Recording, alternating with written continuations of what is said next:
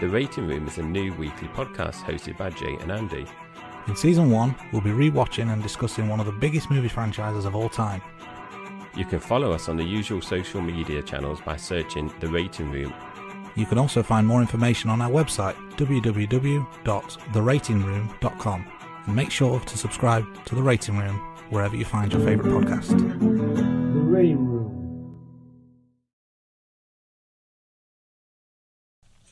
Hello there, and welcome to Sweet Child of Time. I'm your host, Steve Barnes, and today we are going to be talking about Wheel of Time, Episode 8, the last one.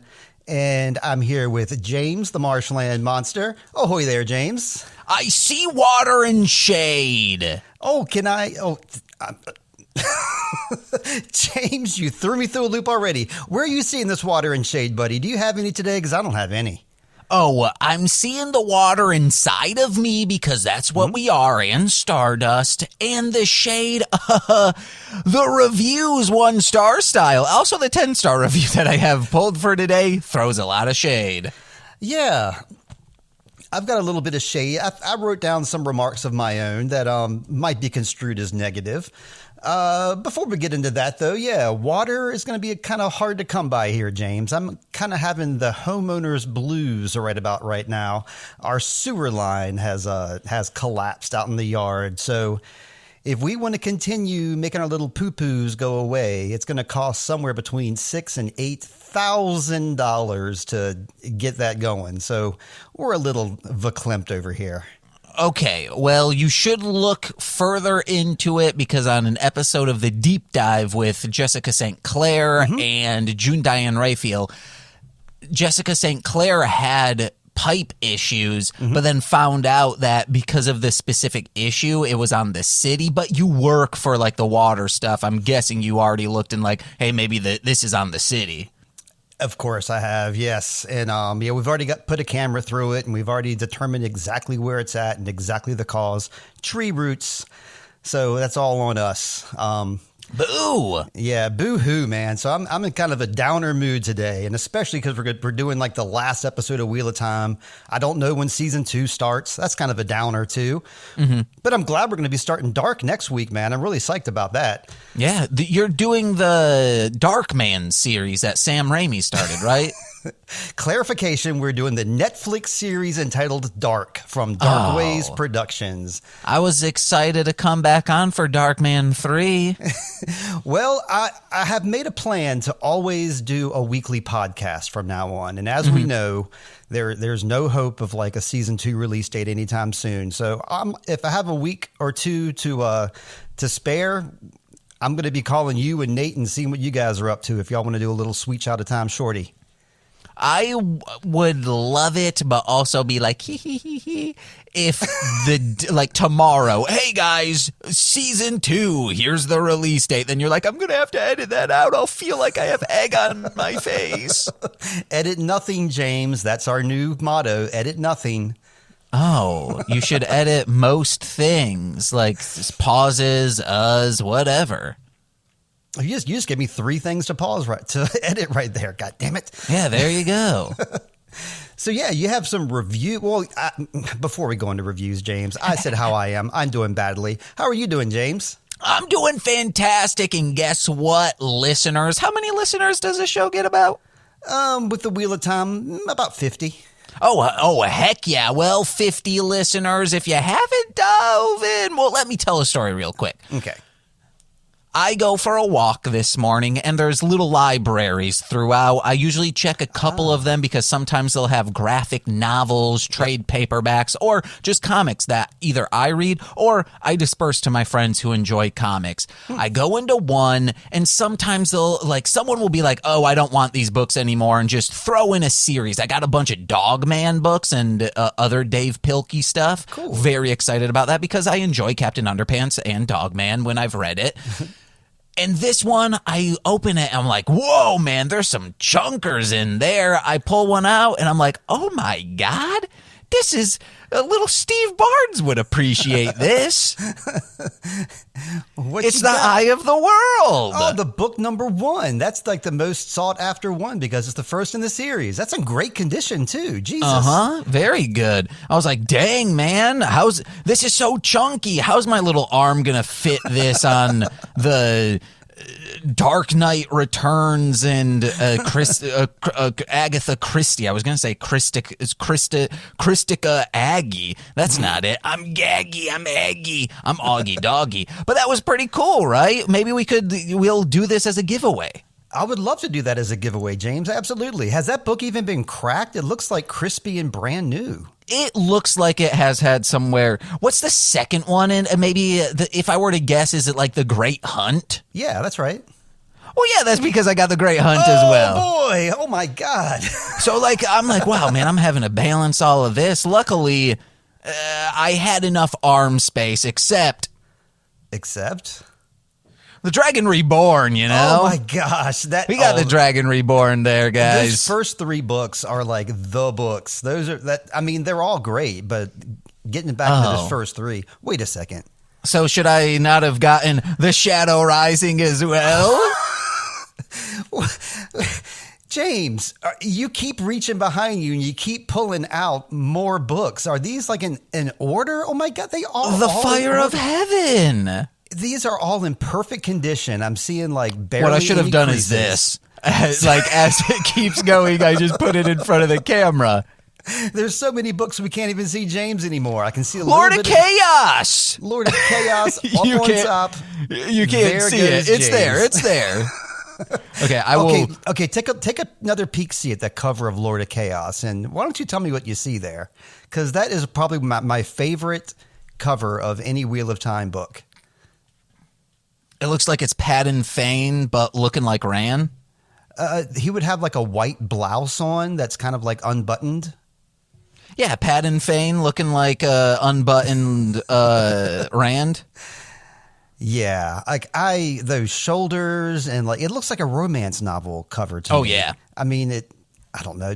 Are you still grabbing books? Is the whole A Crown of Swords? Oh, got some. Oh, goodness gracious, that's like a different series. It looks like they went to like a different printing. But it also has a fold-out map in it. So, I might have ripped it. Uh-oh. But yeah, these are the exact same series that I have. The paperbacks that were probably released sometime in the 90s. The Path 90s. of Daggers. He is going on and on and on. How many more are there after this? That is book, 7 or book 8? 8. That means there will be 7 more books after that one.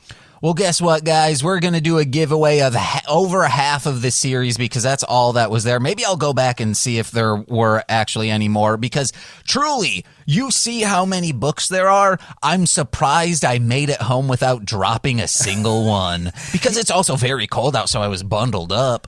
So what, you just had these all cradled in your arms, like not in a box or a bag? You were just, freestyling it? Yeah, just in my arms. Luckily, the Agatha Christie graphic novel was very long and a hard cover. So, yeah, guys. Steve, let me know. I guess if you want to handle it on Instagram or anything, I will ship these out. Just send me an address to the listeners. Absolutely. I'm trying to think what we should do for this. I almost want to think like the first listener that asks for them gets them, but I want to make it a little more fun than that. But I mean, I think that's might be what we go for. Yeah. My head is spinning, James. I can't believe it. What is that? You got 8 books there. Is that right? Mm-hmm. So we're talking like a $50 value in your hands right there, my friend. Yeah, guys. If you bought them new, that is. If you bought them used, You want to see what it is on eBay selling for right now? A lot of the first 8.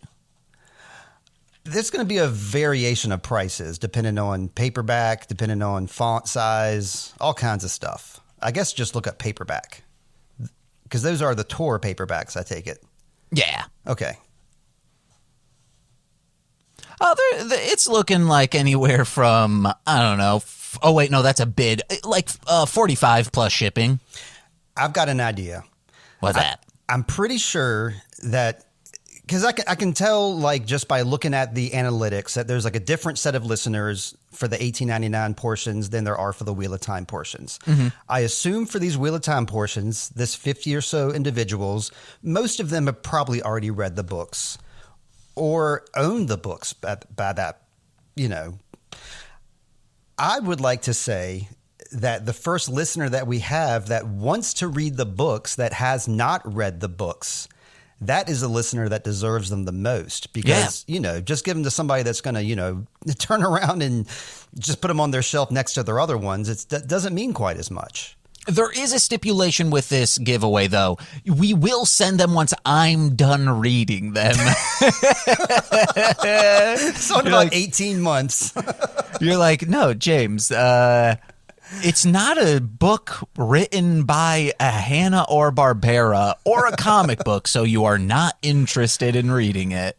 Yeah, I regret to say that I would like to tell you to go ahead and crack that sucker open and just give it a shot, but I already know your style. It's not an easy reading series. It just isn't. I mean, it's a lot of detail, a lot of depth. Even just describing a tree can sometimes take 3 pages. So his editor, his wife, did not edit a word. She did not edit any pauses or ums.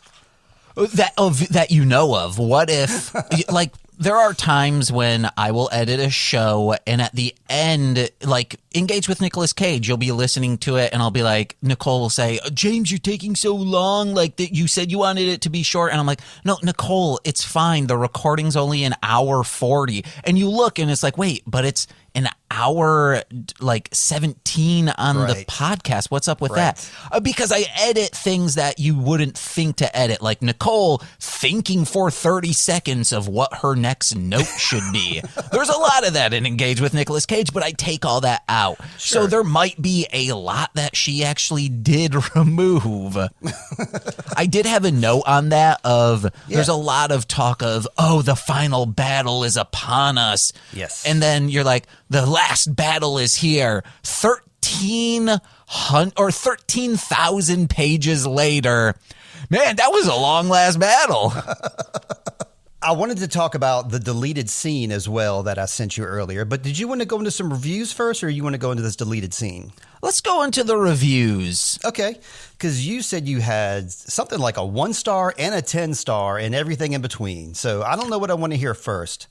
I got 3 1-stars and 2 10-stars. Okay, since you have more 1s than 10s, I'd like to hear one of those 1-star reviews. All right, and these are the shorter ones. Okay, cool. This is Jay Bruns says, this is spectacularly bad, even from a non-book fan point of view. I refuse to believe adults wrote this, or that these people on screen are even paid actors. I've seen laughably bad series, but at least you could laugh at how bad it was. This is so much worse than that. It is actually depressing. And let me go on to the next review because it has a quick thing. Okay. This is another 1-star review, I believe. The title is like those fake straight to DVD movies from Couch Kick? Yeah, Couch Kick 20. Remember when you would have trash straight to DVDs copies of big blockbusters with unknown cast and the cheapest special effects? Well, here is the Sharknado of Lord of the Rings. Okay, What? I've brought this up before.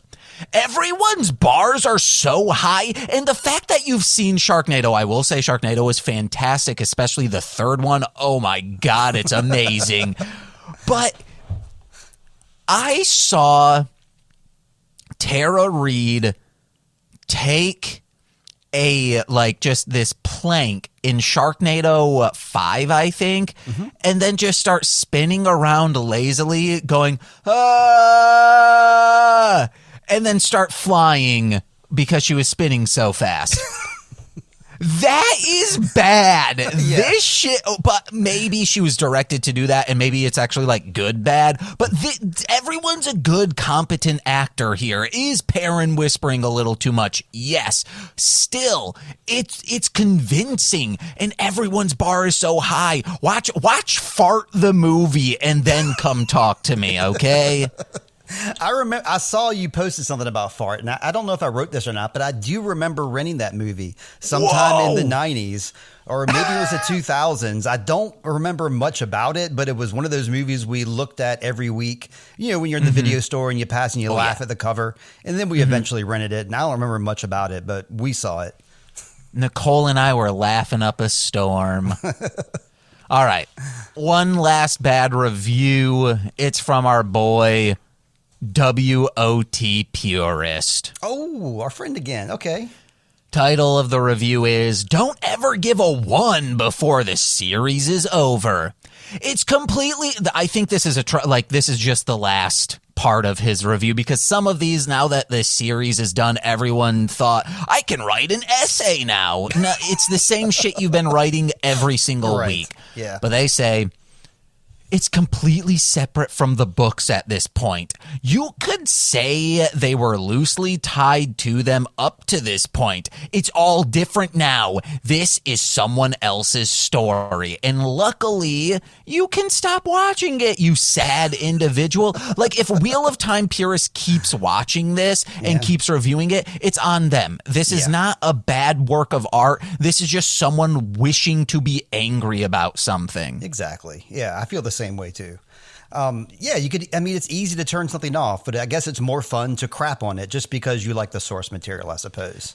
This isn't crapping on it. This is being so vocally pissed off. Like, there's a difference between like razzing something and being like taking the piss out of it. But this is just vitriol. Don't forget, this was a concerted effort by many people to like crap on the show when it first was released. Which I believe, let's get to a review that brings this up. I believe it is 10 out of 10. If I could touch the one source, blank, blank, blank, or ... I should say, from MovieBuff454. They say, if I could touch the one source, yes, if I could, I'd wipe the bad reviews from this board and sentence all the whiners to live in the blight. It seems like I wrote this. Holy shit.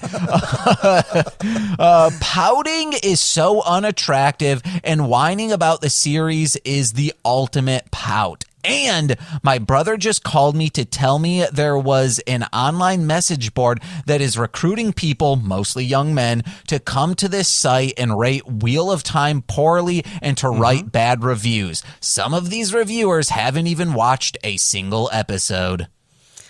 Yikes. I don't like the sound of that. You should at least check it out before you review it. And I don't know if it deserves a 10-star review, but I'm glad he did that simply to offset the 1 star, I think is what his intentions were there. I took this as it's a woman. I read this as a woman reviewer. Oh, I didn't even mention gender, I don't think. Oh, you said this guy. Oh, okay. Well, yeah, this... That's what. Okay, sorry about that. Yeah, I was like, wait, no, I could have swore you did. You said it multiple times. All right, one last review. Right. This is from Hungor. 10 out of 10, outstanding. First off, the book fans need to get a grip with their hatred for this adaptation and its differences from the book. And the fact that they're dumping 1 out of 10s is just childish. I love the books. I love the TV show, even with the differences. Absolutely outstanding finale, and I'll look forward to the next season and hope it will run for many more as planned. And recently, since the last time we talked, I believe, I watched Dragon Ball Evolution, which is something that I've just kept forgetting even existed. It's a live action United States of America, Hollywood produced adaptation of Dragon Ball, and it has the lowest rating out of any movie I've ever rated on Letterboxd. And again, I have rated Fart the movie. And I don't understand why, because Yes, it is at points wildly different than the source material. And yes, like there's whitewashing of characters, but the swings it takes outside of the whitewashing of characters, is bad. All the other stuff, like changing the story and making it feels like they're like, hey, we can't just do a 1-for-1. Okay, let's just make this our own. Hell yeah. I think that's what adaptations should do to make it feel like they're in their own universe. And I'm pissed that it didn't get more movies and sequels. Gotcha. I'm hoping that the season 2 will get some actual reviews of, instead of just pure hate or pure love, because I think these 10 out of 10 reviews, I mean, I appreciate them, of course, being like a fan of the show. I think it's inaccurate, though, and I think that they're giving the 10-10 just to offset the bad reviews. I'd like to give a little bit of my review right now. If I were to review it... I will say for previous episodes, I did read some like 7s that were like, hey, this is very good. Here are some things that I think should be better. And then later on, those people would be like, hey, they corrected those things, so I'll bump my 7 up to an 8. And then there were people who were like, hey, in all reality, this is a 7 out of 10 show, but I just need to do a 10 out of 10 to counteract these terrible reviews. I'm sure I would do that too, but I think that's probably what I would give this episode, is probably a 7, maybe a 6.5. Some of the issues I had with it, just straight up, is the battle at the end with the Aes Sedai. You have 5 completely untrained Aes Sedai, and they easily took out like the largest army that anyone has ever seen, 60 Fades, 10,000 Trollocs. I think that was a very poor plan, and it was poor for the future, because we're supposed to be really scared of all these Fades and Trollocs. And if all it takes is 5 untrained women to knock them out, then it's not really scary anymore. Nope. I think that the ending between Rand and the Dark One was a kind of unsatisfying and confusing confrontation. I didn't think it was a very great end to their story. I mean, I liked, the Rand... I guess you would call it like the dream that he was forced into with Egwene. I liked all that. But the actual battle itself was just confusing. And then in this episode, we also... the Perrin. I think that Perrin kind of was just walking around in circles this entire episode. And I think they could have given him a different job to do. I think they could have given him... I don't know, a better role, because all he basically did was chop up some concrete with those other guys, and then he saw Padden Fane and walked in a circle. And I don't know, it was a rewatch that made me notice that, because for this rewatch, I was going character by character and kind of writing down what each character did. And with Perrin, I didn't really have anything great to to put there. So... And the end with Nynaeve and Egwene, that was very messy. With Nynaeve dying and Egwene just randomly curing her out of nowhere, bringing her back from death. Her face is not even scarred. These are the issues that I had. And I'm not going to write them in a review. I'm a podcaster, so they're right here. But I think these are the things that stop it from being like a 10 out of 10. Even so, I still loved it, and I still had a great time with the characters, and I enjoyed watching it. I watched it like twice this time around, and I've watched it 2 or 3 times in the past. So I don't hate it. All right, well, here's my initial thoughts. 10 out of 10. I think Perrin had so much to do this episode. Oh, man, all the walking around in the Blight and Rand just asking pretty much the same question to what's-her-face, Meringue, every single scene. Absolutely fantastic. All right, 10 out of 10. You heard it. Well, James, we have some... deleted scenes. We got a new deleted scene this week. I believe that we discussed the Egwene deleted scene like months ago, like where she came out of the water with the Aes Sedai paint and she had all the different colors on her. Did we discuss that deleted scene already? Yes. Okay. So this new deleted scene just came out on the 21st, and it's with Tam Althor and Egwene having a little conversation in the village there. And did you get a chance to watch it, James? Yeah, and this was a 10 out of 10. It totally made sense, or it didn't make sense why they would have made this a deleted scene. 10 out of 10. That Tam is such a zaddy. I want to get all over that. A couple key things about this deleted scene, which I thought were interesting. First off, we see him hand making the lantern that he's going to later on, put up for his wife, which is a big difference from, Matt, who bought some from Padanthane. And I think that's where most people get them from, is they, they buy them or they use them from the ones from last year. It's cool that Tam makes a new one every year. We know that Rand's mom, because Tam asks Egwene what he remembers, and she remembers the red hair and she remembers the blue eyes. So that's interesting. Red hair is rare, and Rand having red hair is rare. This makes me think, did somehow Tigraine, who was fighting all those guys, she got stabbed pretty badly. Do you think that's like the same woman that Tam maybe have brought home to like Mother Rand? Well, no, don't they have like implanted memories, or they have false memories, or can't remember things properly? We kind of suspected that. Yeah. I mean, so I think that's what's happening. But Egwene does remember her, though. Rand has like brief memories of her. I'm just wondering if you think that same woman, came home like Tam that day when he found her and the baby, and men helped them, as she told Rand last episode. Do you think iffy memory? So I'm just wondering if it was the same woman, if she lived and became, Rand's mom for a short while until she passed away. Of course, she passed away when he was young. Could be. I don't know. I think false memory. False memories. We learned that Egwene stayed with the Althors for a while, because that's one of the things Tam is telling her is like, she loved it when you came and stayed with us the time that the Wine Spring Inn burned down. So just that offhand remark, at some point, the Wine Spring Inn burned down at one point. That's a surprise. And Egwene had to stay with Rand and Tam and the mom.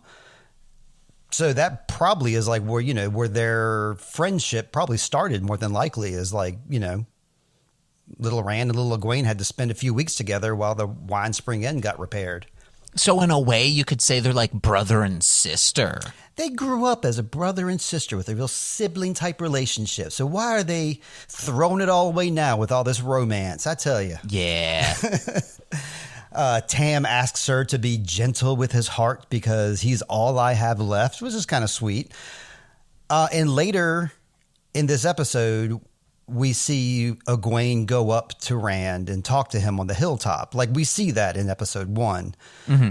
So this implies that Tam and Egwene had this little conversation, and he was telling her, a clean cut is best, a ragged cut, no good.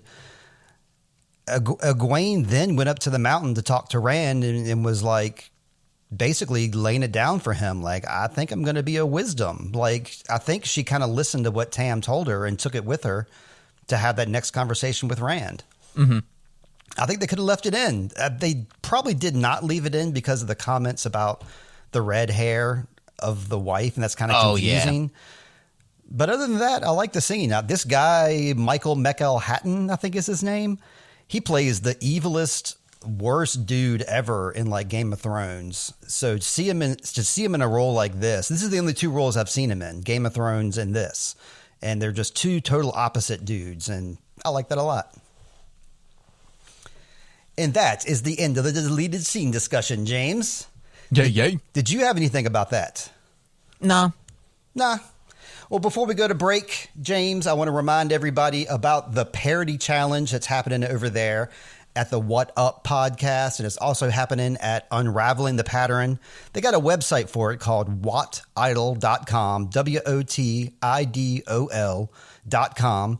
James and myself submitted a song for that parody challenge. We can't share it beforehand, But I think it's on April 4th is when they're going to do their live stream, and they're going to have everybody to vote on the best parody song. So we would appreciate any Sweet Child of Time listeners to check that out. And if you like our stuff, to vote for me and James. Why the heck not?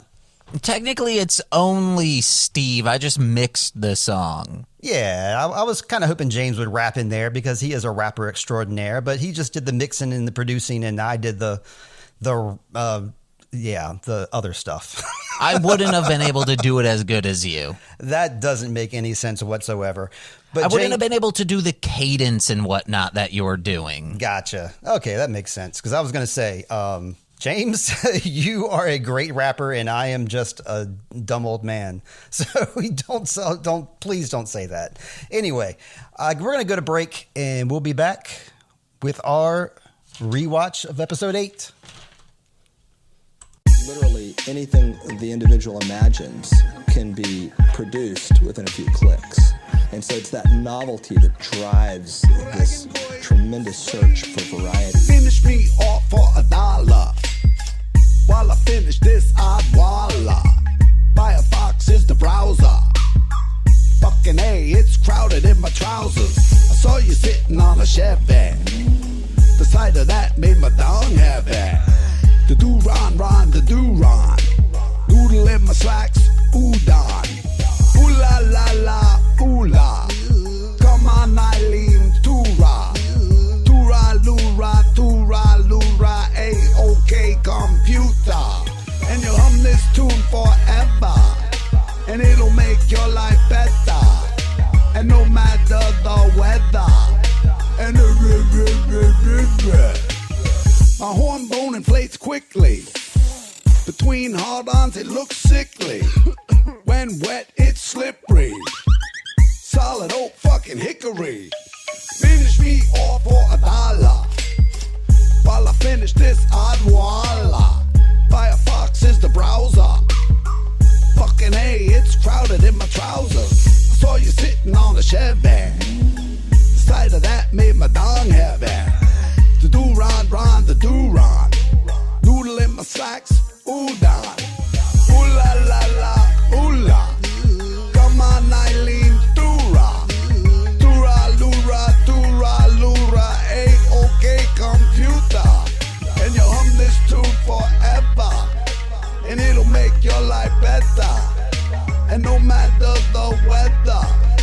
And my horn bone inflates quickly. We are back. We were listening to Odd Walla by Marshland Monster and Dragon Boy Suede. And there's a Marshland Monster sitting right there. Hello again, James. I found water and shade. I'm so happy for you. I'm glad you make a mockery of my taglines. So yeah, we rewatched episode 8 again, and I'm going to be going pretty much character by character instead of scene by scene here for our discussions. And the first thing we got is yet another cold open with the original dragon, Luz Theron Telamon, and Latra, I think is her name, Latra. She's the Amarillan seat. Yes. How is he the original? They said he was the Dragon Reborn. Mm-hmm. So wouldn't it have to be the Dragonborn? Yeah, if he's a Dragon Reborn, well, he is. In our story, I don't know, James. That was my first note. Who's the Dragonborn? That's a question for Twitter, I think. I think you got another topic on your hands here that you could Who's take the to dragon? the medias. Who's the Dragonborn identity? The first dragon that we know about is this guy. So book readers as well. So this is a dang good question, James. This is why we got you on the podcast to ask these questions. The Dragonborn, who is he? Did you have any comments about this first scene? Yeah, the Dark One's been manipulating man, just been manipulating for more power constantly. Like we see this Dragon Reborn goes and he's like, hey man, I'm going to take you down, but something went wrong. He succumbed to madness. And I think is that just the recurring theme? And kind of what's-his-face might have done that. Like Rand totally did that. He succumbed to at least what I think in my mind of, I'm the dragon and I'm going to protect all my friends. It's me alone who can do this. Nah, dude, it should have been everyone. It's always better with friends, bitch. That is true, but Moraine did kind of stick that whole, caveat in there that anybody else going is not going to make it back. So I think that kind of scared all his friends away. No, they were all ready to go. Yeah, well, yeah, that's true. That's true. Man. Well, I don't know, James. I don't know. The dragon could do his thing. And yeah, it kind of does seem like Rand kind of played into the dragon's plan the whole time. Totally did. But we're talking about the original LTT here, this little baby there in the spaceship world. It looks like they're in the future, but of course they're in the past. Yeah, this particular scene. Anything else to go on here, James? Oh, real quick, this is slightly... Remember when we started this, I thought the Wheel of Time was... why can't I remember the science fiction thing now? A Wrinkle in Time? Mm-hmm. Guess what was also in with all those other books? A Wrinkle in Time. Did you grab it? I did not. I almost did so I could show it to you, but it was for real there. I was telling you about I was telling the listeners too about the subreddit, the Wetlander humor subreddit. And just for a good example of, the kind of humor that you find on there, somebody did a post recently and it was like, I've watched the TV show and I like it. And I'm on this subreddit all the time and I like Wheel of Time. It seems cool, but how exactly do you get on the Wheel of Time? Is it hard to get on? And so, a lot of people went along with that theory. I suggested a helmet and a seatbelt so you can stay in place if you want to try to get on that Wheel of Time. But I don't know. Wetlander humor is some good stuff, even if they hate the shows. I heard it's just like, make sure you live in Los Angeles and you have a better chance of getting on the Wheel of Time. Basically, yeah. Los Angeles or New York, one of the two. Or Chicago. Number 3. You're right there, baby. Wait, but it's filmed. I'm talking about the Wheel of Fortune that's filmed in. Filmed in where? Los Angeles. San Bernardino or whatever it is. Well, probably Burbank. Burbank, that's what I was thinking of. It's gotta be Burbank. I pulled this open recently. I think it is Burbank. Or Studio City. Well, I wasn't talking about Wheel of Fortune anyway. I was totally talking about the Wheel of Time. But at any rate, I'm going to go on to our next 2 characters. I guess these are the ones that didn't do much, which is Perrin and Egwene. Just wanted to reiterate that they are all right now, that they had that conversation. Perrin's doing okay. Egwene's doing okay. He's comforting her. I'm glad to see the kids are in an okay place now. It was a little awkward last episode. Did you have any comments about Perrin and Egwene? Just Perrin at the end. Well, let's go into Perrin then. What do we got here about Perrin? Perrin helps to get the Horn of Valere out, and he's the one who circles and finds Padan Fain. And Padan Fain explains it all to us at the very end here, explains it to Perrin. I like the kind of logic he lays down. I wanted to actually get some quotes of that whole Padan Fain speech because he said a lot of really important stuff in there. Mm-hmm. But what do you got going on with Perrin? Just really the irony of Padan Fain saying, "Oh well, Rand is the dragon." I was like, I don't think that's the truth, baby. I don't know. I mean, he laid it out pretty well. He did say that Rand is the dragon, but it's all 5 of you. He did make that caveat too. But he didn't exactly say that they were all part of the dragon. He just said that Rand needs all of you or something along those lines. I think it's a case when your mind is so well, the dragon can only be one person. Right. We've only, that's the only thing it's ever been. Mm-hmm. And we've heard of this 5-headed dragon because Meringue says a bard told her, but we don't know, that could have been implanted into her, or maybe she just heard that from not a bard, from a reliable source, and she is, but she couldn't lie. Yeah. She can't lie unless that reliable source was originally a bard who Yeah. became an Aes Sedai or someone Right. larger Yes. than that. That would work. Absolutely would work. Because a blue or a librarian, I forget which is the two, would start out as, what are they called? What are who called? The bards. Oh, the Gleeman. Yeah, you could totally see a Gleeman becoming an Aes Sedai in that sense. If it was a female Gleeman, yes. Yeah. Yeah. Well, obviously, of course it is. That's the only thing we've ever known. What, female Gleeman? No, female Aes Sedai. Yes. Well, until this episode anyway. They started this episode talking about dude Aes Sedai. What? Did I But that's miss what I'm something? saying. Like, if you only think of like, even if there are like this 5-headed dragon, well, we have to signify one as, or like when you start a company and it's like, well, technically we all own the company. It's like, oh, we made it with 5 friends. Well, one of us needs to be the, in quotes, CFO. One of us Right. needs to be the CEO just for legalities. I think that's what everyone's going to think. Like, well, for legalities, who is the main head of the dragon? We will call him the dragon. The others are just also the dragon, but not like the dragon. Right. And it looks like all signs are still pointing to Egwene because like they had her completely heal Nynaeve at the very end there. And she brought Nynaeve back from death, which is something that Nynaeve was not able to do because she couldn't bring Corene back from death. At any rate, we're talking about Patton Fane here. He has the dagger and the horn. Like he made off with that horn at the very end. You must have noticed that. Did you notice the dagger at his I did. belt? Yeah, they didn't show us how he obtained that, but he got it somehow. Maybe there's some dark friends within the hallowed halls of the Aes Sedai White Tower. It seems inevitable, but those I don't know. It's kind of like they're the way we thought like back in the 70s or 80s. But he's a police officer. He's got to be a good guy. He's got the old school way of thinking. So who else we got here? Of course, we got Loyal. He didn't do too much for us this episode either, but he helped to get that horn out of its He did a lot. Well, yeah, he. If it wasn't for him, Perrin probably would have still been sitting there in that cell, pouting the whole time. Yeah, that dagger wouldn't have been all covered in blood. That's right.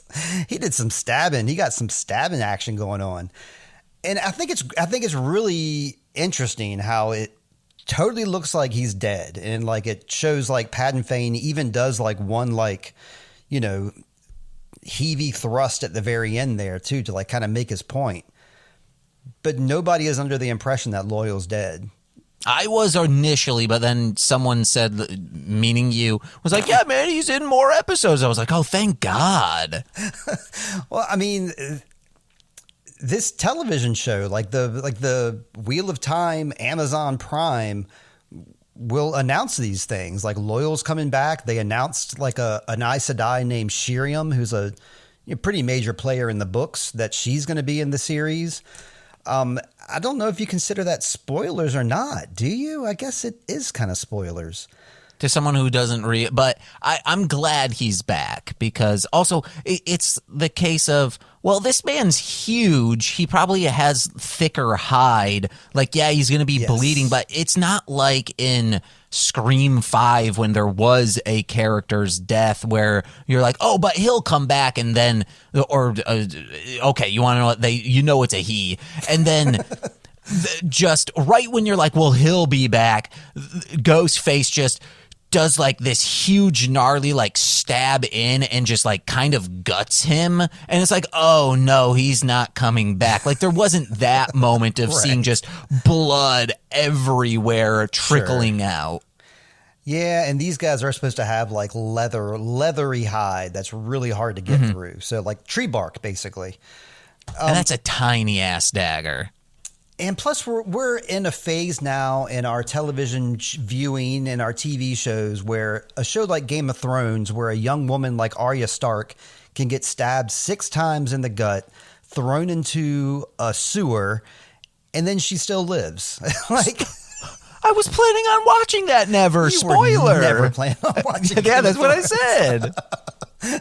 But yeah, I mean, it was ridiculous the way that storyline turned about, and she lived from that stabbing, so we know Loyal is going to be living too. All right, Nynaeve and Lan. Nynaeve reveals the Moiraine's tell to Lan, which is, again, if I was one of these people that were given this 1-star reviews, I would be like, why does Nynaeve have to tell Lan what Moiraine's tell is for tracking? Wouldn't Lan notice that Moiraine is leaving something behind that can be tracked if he's the master tracker? No. No? Okay. Well, they say goodbye, and I love this scene. This is the guy who gives Wheel of Time 10 out of 10s. Absolutely love the scene where Nynaeve and Lan part ways. Some might say it's corny. I do not. I love every moment of it. That's the kind of thing I'm watching this show for. This has one of the best romantic phrases coming from a man to a woman, which is, and this is all serious, I'm like, wow, everyone writing this just creamed their jeans and then was like, oh boy, we got to take the day off, because Lan says, I will hate the man you choose because he's not me, but will love him if he makes you smile. Heck yeah, dude. I mean, why can't it be Lan? Come on, Lan. You're the man for Nynaeve. We all know it. Oh. Well, I mean, now she's kind of open to do that now. Yeah. You're right. I mean, that's the line that got me as well. 10 out of 10. Absolutely. Mm-hmm. All right. Did you have anything else with Nynaeve and Lan before I go to another Nynaeve pair? Oh, no, that's literally all I have. The rest of my notes are for Rand. Okay, well, before we get to Rand, we got Egwene and Nynaeve. First off, they're listening to the wind like the old school days, or at least Egwene is, and she hears all those Trollocs. And I don't know, this is where I was going to say that we're leaving these two women. They're allegedly alive. I just can't get past this scene, James. It's one of my sticking points. I did not like the scene with the 5 Aes Sedai defeating the Trollocs, and Amalissa can't let go of the power because she loves it too much, or it's too much power. And Nynaeve dying here. I just got bad feelings about it. I wish I could be more verbose about it, but I don't think I should be. I think enough said.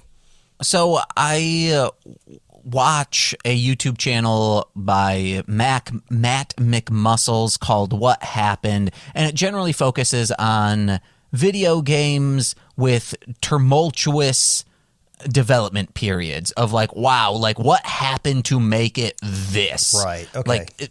There's a lot of stipulations of like, wow, it's surprising that this game even worked with all of the bullshit behind the scenes having to happen. So you have to think of this episode with that. Well, what happened here? Why are there only 5? Well, we know because of COVID protocol. Yeah. It's not like they were going to delay this show anymore. They couldn't, or I should say delay the filming. Could they have, tried? Well, no, you couldn't, because during the beginning phases of filming in beginning of pandemic or mid-pandemic pre-vaccine was a lot of, hey, we need people we can depend on to make sure that they're not going to go out of the bubble. And we can't add to the bubble, because then that's only going to be harder to contain that bubble. Sure. It like literally when you start blowing a piece of bubble gum, that's fine. That's fine. Oh no, it's about to blow. Okay.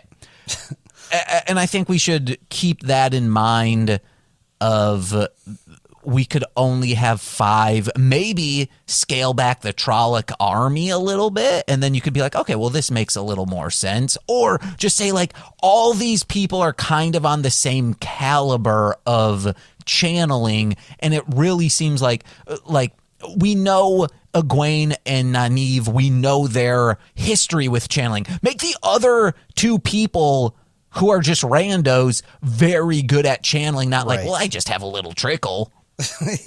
I agree. And we know most of this power is probably coming from Nynaeve and Egwene because, Melissa explained that she doesn't have much, and the other two ladies don't either. But thank you, James, for going into that for me. We do have a couple of cameos came up in here. We got Uno. He's the guy who with the eye patch on who helps break out the Horn of the Lear, which I'm glad he was included. I think he died in that scene, though. I think so. I hope he was just wounded because I want to see more of Uno. He's a good character. And I like him because of the eye patch. You know, I got one eye as well, so I have a lot of affinity for anybody with an eye patch. Wait, what? You know, I have the macular degeneration in one eye. I'm blind in one eye. Oh, I didn't know that. Oh, okay. Well, I wrote about it a while back on my my Substack, and yeah, I just thought you knew it. So yeah, for the listeners, yes, I have macular degeneration, which is supposed to come about in someone's life when they're in their 70s or 80s, and it occurred to me when I was in my 40s due to stress. And so one of my eyes just slowly but surely started getting grayer and grayer. So I couldn't, if I close my right eye and try to look out my left eye, all I see is a big gray blur. Like I can still see, like in my peripheral vision, I can still see like, you know, things over there and things over there. But anything I'm looking dead at, like a computer screen, a book or something like that, if I'm driving down the road and I close my right eye, all the cars in front of me disappear into this gray haze. Mm-hmm. It's scary. So yeah, anytime somebody with an eye patch or somebody with an eye disorder or a blind person, I don't know, I relate with them. I'm not blind by any means. I mean, I'm legally blind in one eye, but, you know, it's something that I share. Your favorite of the Gorgonites is Oculus. Absolutely. And my favorite... Ocula. My favorite X-Men is Cyclops. Uh-huh. And let's see. We talked about Uno... Agilmar, our boy Agilmar. Talk about heroes like Lan. This guy knows Lord Agilmar is who I'm talking about with the raven on his back. Mm-hmm. Absolute hero. He knows he's not going to make it through this battle. He knows they're not going to win, but he's willing to fight it anyway. So that's a great thing. And it looks like he got ran through with a spear at the end there. But just like Loyal, we don't actually see any blood spewing out. We don't see his eyes close. We just kind of leave him right there. So I'm hoping we see more of Lord Agilmar later. Doesn't look likely, but hopefully so. Maybe as a Jedi ghost. Yeah, Force ghost. Yeah, before we talk about Rand and Moraine then, did you have anything else that we skipped over you wanted to go into? Nope. All right. So Rand and Moraine, they're our last crew. Going into the Blight, she cut off that... what do you call it? The bond that she has with Lan. Mm-hmm. So she's out there, you know, freewheeling it, no bond with Lan whatsoever. That's kind of a risky move, but that's what she does. Oh, real quick, when you asked, shouldn't Lan have known her tell? It's one of those things where when you are so close to someone, you don't notice their faults. Sure. And I think that it also, like, he is constantly looking ahead and trying to make sure she is safe. He wouldn't be like trying to be like, well, what's she up to? No, he knows where she's at, and he needs to make sure the perimeter is secure. Okay, that makes sense. And also, we're trying to get the gist that, you know, we think Lan is just like this great warder, but he meets Nynaeve and realizes that, you know, he could be better. I think the gist is that Nynaeve is just straight up a better tracker. She's just a better warrior. Straight up. Sorry, Lan. It could also be Meringue is constantly letting out little toots, and he is just so used to that scent of her. And she's like, she being Nynaeve goes, oh no, I smell that lady. I smell the toot of a highborn. Uh-huh. All right. Oh, yeah, we get Rand say something to, I know we're not doing a recap, but at any rate, Rand says to Moraine, you thought it'd be Egwene, and I thought that Rand was talking to you because you think it's Egwene, the dragon. Well, you think it's a 5-headed dragon these days. Yes. But I do think looking at this series many times that it looks like they're trying to lead you to believe that it's Egwene, even though all signs point to Rand and they even say it's Rand. They're still trying to drop you hints that's Egwene. My first note for this was they see this man taken by the Blight, and Rand goes, what happened to him? Isn't it obvious, man? Mushrooms became him. Like yes. You can see that. Yes. Thought that was a little silly myself, too, especially because we saw in the last episode that he passed by another skeleton and didn't say anything about that guy. So why is he picking this guy to talk about? Mm-hmm. Let's see. He eventually meets the Dark One, of course, and we get the flicker, which is flicker is key for whenever the Dark One or whenever somebody in the Wheel of Time sees an alternate reality version. It's what we call a flicker. So I was thinking about some flickers that we might see in your life, James. You might see a flicker one day. The Dark One might flash at you like a different reality where perhaps you're the one who is the artist and works in the comic book shop, and Nicole is the one who does the podcasting and the rapping. That could be like an alternate reality for you guys. Or maybe in an alternate reality, your two cats are actually two dogs, and you have dogs in your house, and you love dogs in this alternate reality. I was thinking of another alternate reality, James and Nicole, where you guys are like some square normies out in the suburbs, and I wish you did all the oh, you wish this now. You did of all course. the breeding stuff where you have a bunch of kids and a backyard and all that stuff. No. It could be. Still, if I could give up this rapping bullshit out of my mind, or this like, hey, I need to succeed at this thing that I've been doing for over half my life. Right. Oh my God, would I be so much happier? I think that about myself sometimes too. It's like I like myself, but I oftentimes wish that I was not myself, so I could achieve happiness. I don't know how that works. Rand's flicker, though, is him and Egwene with a little baby. I love the baby, and this is probably the baby that Min saw in her vision when we saw Rand with a baby, I guess. That's the only payoff I can think of, right? Maybe. That Rand was tempted. He's got 4 other love interests coming his way, you know? That's right. He does have 5. I don't know. I still know where they got that 5 number from. I'm still confused. And just like, he needed to dump all his energy into this world that he's in, he'll be dumping his white-seeded energy into these ladies. Oh, maybe that's the other the other 4 heads of the dragon are his seed. Anyway, what if that's what we get? Is the next is like, I have 4 pregnant women by my side, and the dragon reborn will be through them. It would be a different turning of the wheel. That sure would be. I'd love it.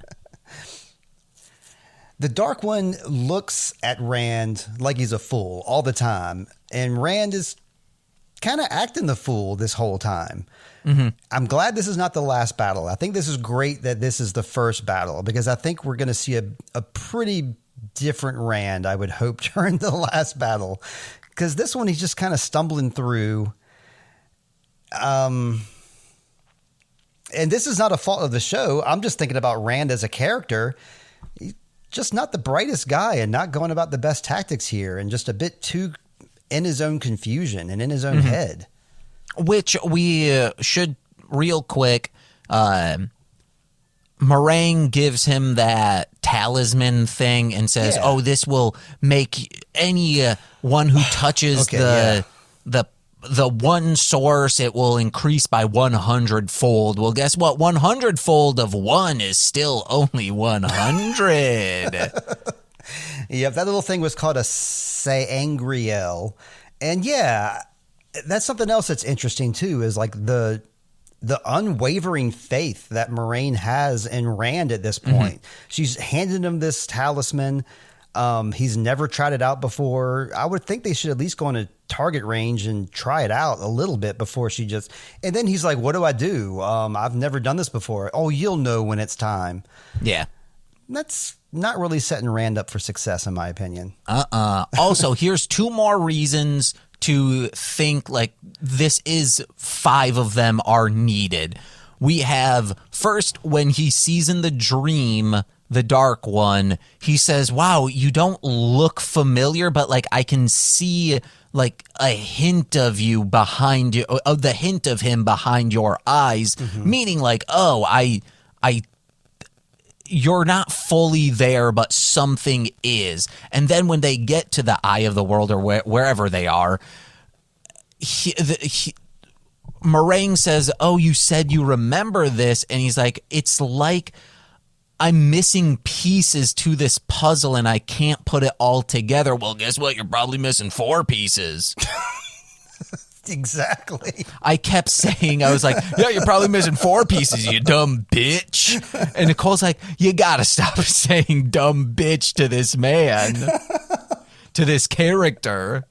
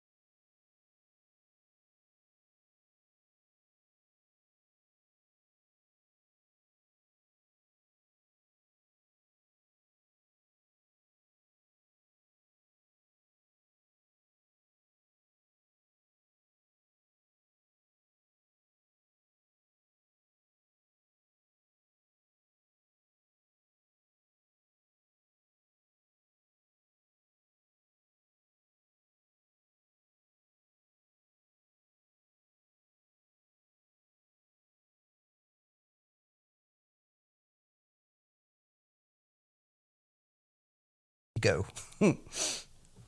But my final note on this is we can clearly tell that this was the Dark One's goal all along, which was to like, hey, I want you, someone who is probably just going to act very emotionally in this, which is like, oh, I'm just going to blast you real quick. But the seal underneath him is broken, and this man can probably move a little more freely. And you see him as he like dissolves away, he gets a little smirk on his face. He does. And that's why I think that kind of Rand played right into his hands. All the guy needed was a nice big mega blast of something to break that seal, and now he's free.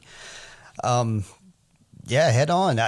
I don't know if we picked up on that the first watch through, did we? No, because I don't think I had the like, oh, the Dark One was playing all of them this entire time, Meringue especially. Yeah, even more so her, because she's going to lead them. And you know that her intentions are well, because when even if you don't believe that she's an Aes Sedai, even if you believe that she's a Dark One or a Dark Friend or whatever, when the Makan Shin came through, like those were her thoughts that we heard, and that was her fear. So we know that she is on the side of good just based on that alone. So that kind of gave us a glimpse just to let us know that she's not a Dark Friend. She's not lying. She's still doing her thing. But season 1 in the rear view, James. We're going to be watching season 2 pretty soon. Yeah, was that all our notes for the episode, by the way, before I go on this rambling? Yeah, that's it. All right. Because next week, I'm pulling in Lindsay Dunn. We're going to be doing some recaps of Dark, like I said before. I'm very nervous about this, not just because of the show, because the show deals with a lot of quantum physics and quantum mechanics and a lot of intense emotions, and it's a pretty deep show. But I'm also doing this with a film critic that has already recapped all these shows before. So I'm going to be playing the fool here, James. That's my biggest fear, but this is what Lindsay wants to do. She's done her written recaps. She wants to do some verbal recaps, get some podcasts out there. So that's what we're going to do. Sweet Child of Time, in addition to one of my stories. It's going to be a double dip podcast. Hell yeah. But how about you, James? You got any plugs this week? Hey guys, head over to patreon.com/MLM pod because you're going to help if you join. On April 15th, I'm doing a Patreon pledge stream, meaning I'm trying to get to 40 patrons. And that day, either we get to 40 patrons, that's when the stream will end, or when I just straight up pass out. Like when I'm just like spent for the day. It starts at 9 a.m. Central Time, and it will go until either that 40 patrons or I pass out. I'm going to assume, based on just my life and in the arts as it is, I'm going to pass out. Like straight up. How long do you think it'll take you? Like 12 hours or less? To pass out? Yeah. You start at 9 a.m. Yeah, so I don't know, 12, like 9, 10, 11, 12, like 15 hours. Woo! Oh my gosh. And Sweet Child of Time listeners can be a big help here. I'm already a patron of James's.